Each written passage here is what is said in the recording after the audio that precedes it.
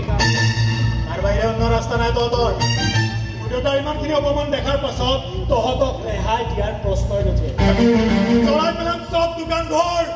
এই নিৰুপম হাজৰিকাক ভোট দি জিকোৱা এজনো খুব বন্ধু নকৰাকৈ নাৰাখো আগতে এবাৰ ভালদৰে ভাবি চাব লাগিছিল যে আইনৰ যিখন হাতেৰে তোৰ বাপেৰক চুচৰাই লৈ গৈছে ঠিকে একেখন হাতেৰে তোৰ ডিঙিটো মুচৰি পেলাব পাৰে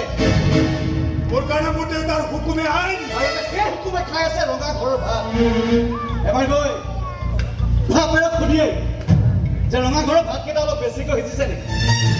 ভাত গৈ বাহিৰৰ উপৰি যোৱা নাই তোৰো মন আছে যদি ওলাবি চাৰকৈ চবে ৰঙা ঘৰৰ ৰুম এটা বুক কৰি দি বাপেৰৰ ঠিক কাষতে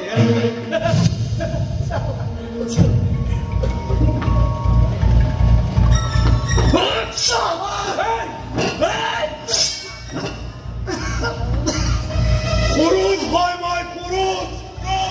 দেউতাৰ তেজ দৌৰি আছে মোৰ গাত তহঁতৰ দৰে ভিক্ষাৰীৰ তেজ নহয় ৰজাৰ তেজ